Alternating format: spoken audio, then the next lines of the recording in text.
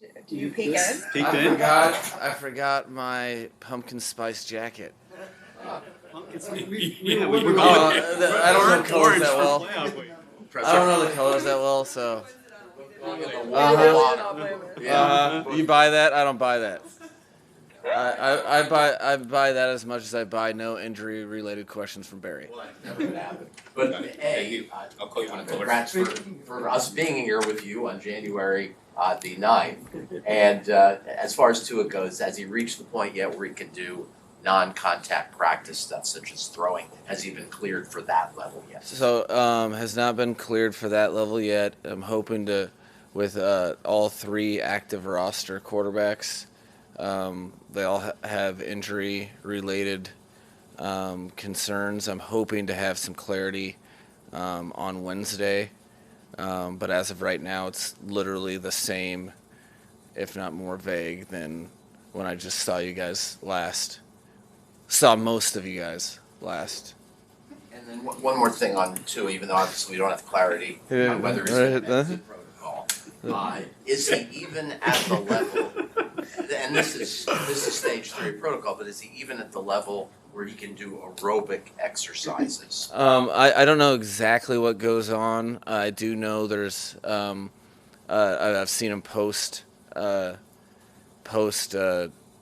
that time's called, and he's sweating. I know there's so 2 and 2 together. I try to stay in my level of expertise because again the primary concern is that we lean on medical professionals for these medical opinions, and I don't want to influence by over asking or trying to micromanage what the process is. When he's ready to, when he's medically cleared to practice, he'll practice. Until then, I'm not doing anything.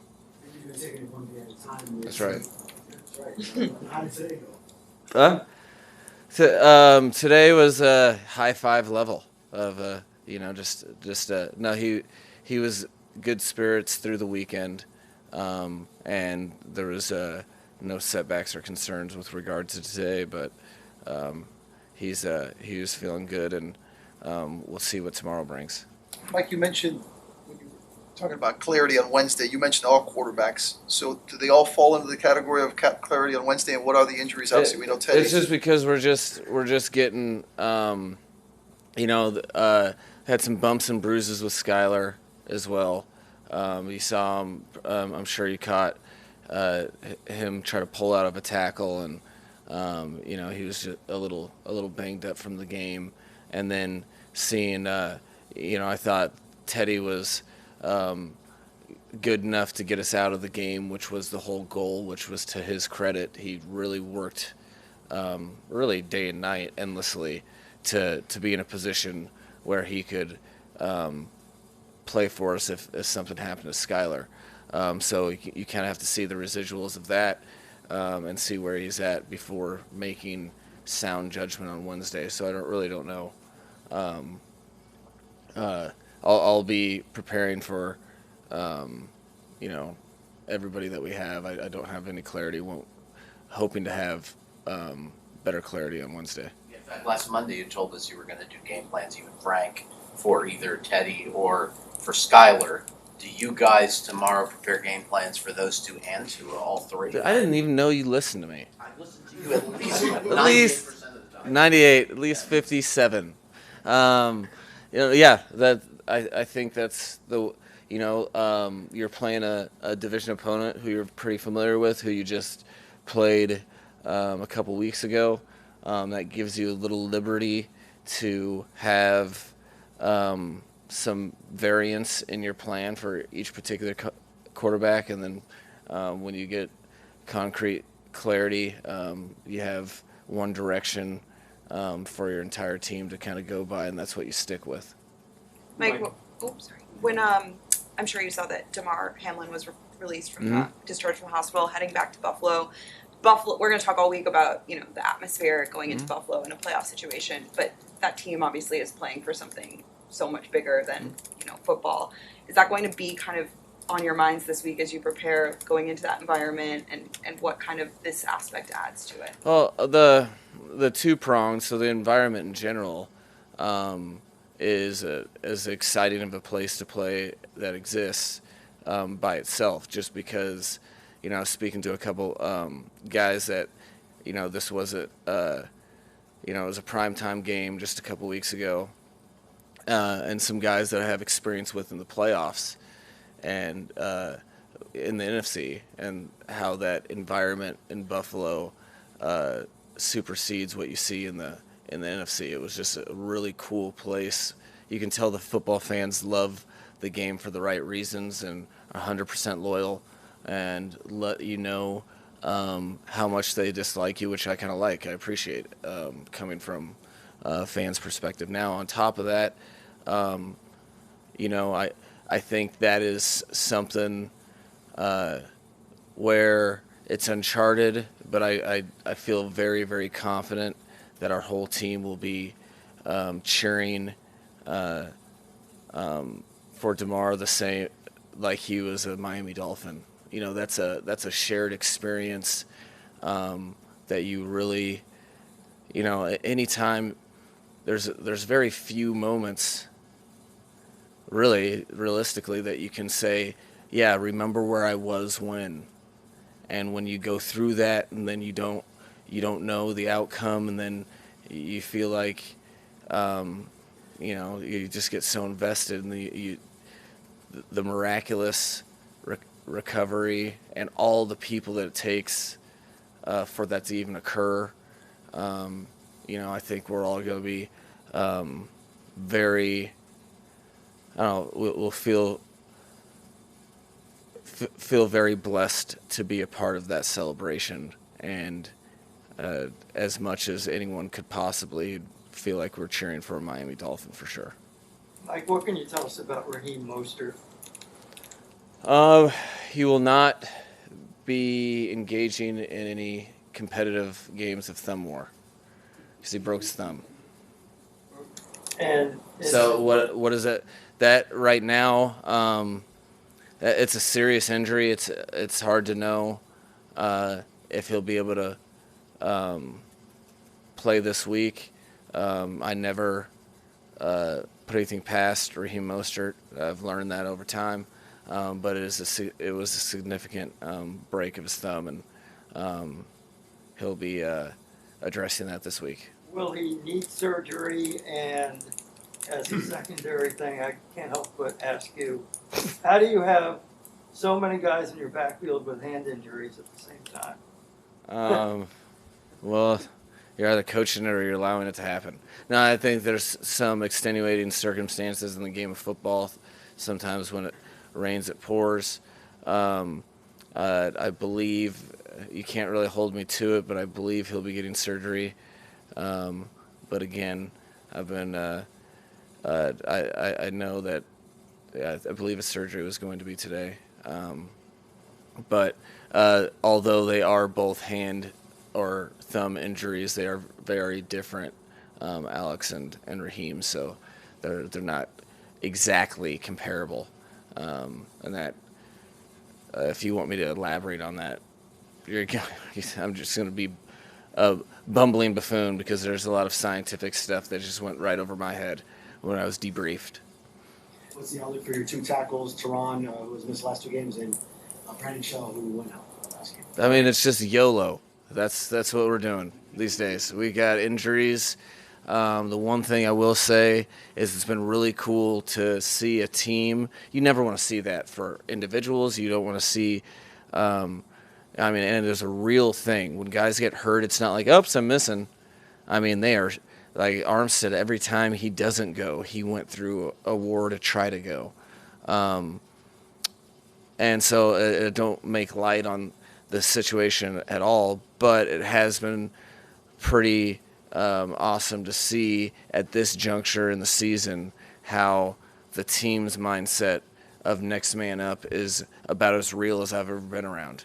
They are unflappable with regard to who's available, just fully knowing that we have a lot of guys that can make plays, and when certain people go down, other people have to step up. That type of philosophy has really risen to a true level of belief because we haven't really had any options. We've gone through several stretches of the season, and our lineup has changed in an aggressive way week by week. I don't know those statuses. Both of those guys have exceeded expectations actually this year with regard to their timelines. So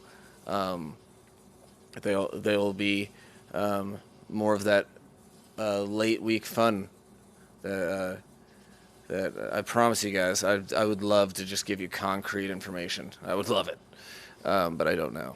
Well, if you'd love to, then with the receivers, Tyreek Hill and Jalen Waddle both had ankle injuries. Tyreek was able to go back in the game. Jalen, if the game were to go longer, can he have returned?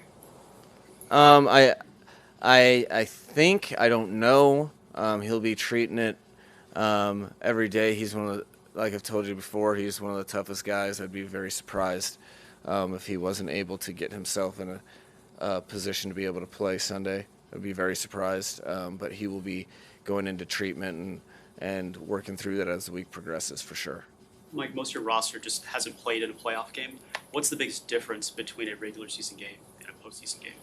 Well, I think the team gained a bunch of valuable experience with this into the season stretch. A lot of the team hadn't been exposed to significant primetime games. They had not only a lot of exposure, they had failed expectations, which is tough. And then the biggest thing is win or go home that you feel in the playoffs, and that's definitely what they felt like yesterday. They knew that was the case. So those are the biggest mountains that I was worried about. Outside of that, it's going to be important for me to for those guys that haven't played in the playoff game, to remind them of the most obvious thing in the world that is probably the thing that comes up the strongest, especially with young teams in playoffs, is that it's a football game. So you prepare for it to give your best effort, but you don't have to do things outside of yourself for the outcome that you want to exist.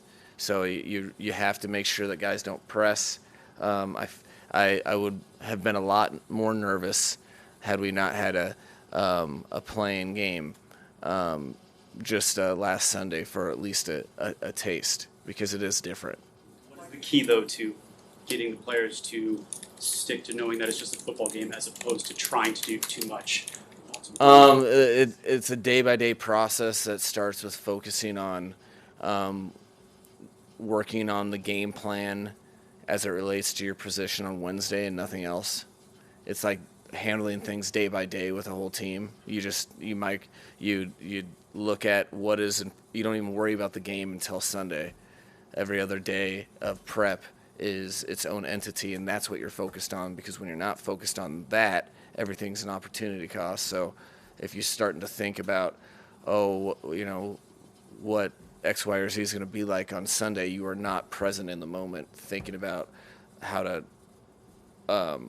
really maximize your ownership of your assignment, which you'll have to display on Sunday anyway. So it's just that day-by-day process, moment by moment, being present and deliberate in your preparation so that you can play fast on a regular football Sunday that happens to be win or go home.